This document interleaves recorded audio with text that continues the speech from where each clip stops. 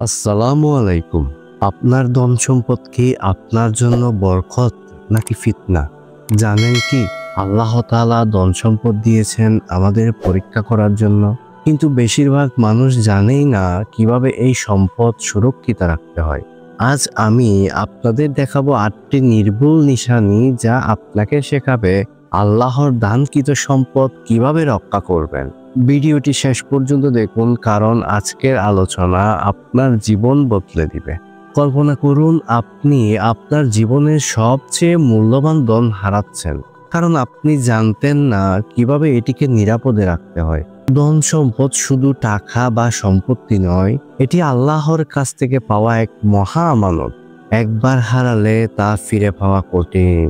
১ number, আল্লাহর শুকরিয়া আদায় করুন। আল্লাহ বলেন, যদি তোমরা শুকরিয়া আদায় করো তবে আমি আরো বেশি দেব। ধন সম্পদের রক্ষা শুরু হয় শুকরিয়া থেকে। প্রতিদিন ৫ বার নামাজ পড়ার পর অন্তত একবার বলুন আলহামদুলিল্লাহ। ভাবুন একজনের কথা, যিনি প্রতিদিন আল্লাহর শুকরিয়া আদায় করতেন এবং তার ব্যবসা দিনে দিনে সফল হয়ে উঠেছিল। কিন্তু যখন তিনি শুকরিয়া আদায় করা বন্ধ করলেন, তখন তার ব্যবসা ধ্বংস হয়ে গেল। ২ নাম্বার, সাদকা এবং দান করুন। সাদকা আপনার সম্পদকে শয়তানের প্রভাব থেকে রক্ষা করে। নবীজি সাল্লাল্লাহু আলাইহি ওয়াসাল্লাম বলছেন, সাদকা বিপদ দূর করে এবং জীবনে বরকত আনে। আপনার রোজগার আয় থেকে ছোট পরিমাণ হলেও দান করুন। আপনি কি জানেন একজন দরিদ্র কৃষক, যিনি তার ছোট ছোট আয় থেকে নিয়মিত সদকা করতেন এবং আজ তিনি দেশের অন্যতম সফল উদ্যোক্তা। আল্লাহর রহমত এমনই। প্রিয় ভাই ও বোনেরা, আপনারা কি দান সদকা করেন? আমাকে কমেন্টে জানাবেন। ৩ নাম্বার, হালাল পথে উপার্জন। হালাল রিজিকে বরকত থাকে। হারাম পথে অর্জিত সম্পদ আপনার জীবনে অশান্তি ডেকে আনে। কোরআনে বলা হয়েছে, হারাম থেকে দূরে থাকো, কারণ এটি মানুষের অন্তরকে অপবিত্র করে। ৪ নাম্বার, অপচয় বন্ধ করুন। আল্লাহ বলেন, অপচয়কারী শয়তানের ভাই। প্রতিদিন নিজের খরচ একটি খাতায় লিখে রাখুন এবং দেখুন কোন খাতে অপচয় হচ্ছে, সেটি বন্ধ করুন।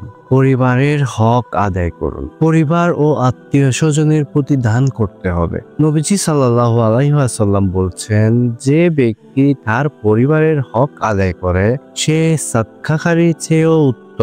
প্রিয় ভাই ও বোনেরা, আপনারা কি আপনার পরিবারের হক আদায় করছেন? অবশ্যই কমেন্টে জানাবেন। একজন ব্যক্তি তার পরিবারের প্রতি অবহেলা করায় তার ধন সম্পদ ধীরে ধীরে হারিয়ে যায়। আল্লাহ আমাদের শেখান, পরিবার হলো আমাদের প্রথম দায়িত্ব। ৬ নাম্বার, ধন সম্পদ আমানত হিসেবে দেখুন।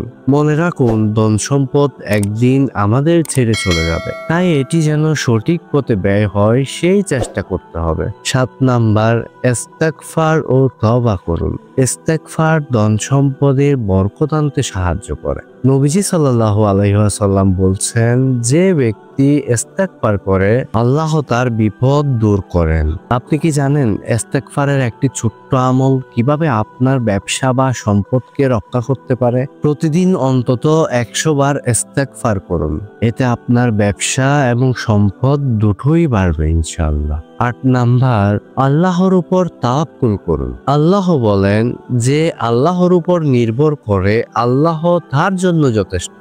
নিজের দায়িত্ব পালন করুন, কিন্তু বিশ্বাস রাখুন যে সবকিছু আল্লাহর ইচ্ছাতেই হয়। আপনার ধন সম্পদ সুরক্ষিত রাখতে হলে এই ৮টি স্পষ্ট নিশানি অবশ্যই মেনে চলতে হবে। শুকরিয়া আদায় করুন, সাদকা করুন, হালাল পথে উপার্জন করুন এবং আল্লাহর উপর সম্পূর্ণ ভরসা রাখুন। এগুলো আপনাকে ধন সম্পদ রক্ষায় সেরা পথ দেখাবে। তবে জানেন কি, ধন সম্পদ রক্ষার আরো একটি গোপন রহস্য রয়েছে, যা নবীজি সাল্লাল্লাহু আলাইহি ওয়াসাল্লাম আমাদের শিখিয়েছেন। সেটি জানতে হলে আমাদের পরবর্তী ভিডিওটি মিস করবেন না।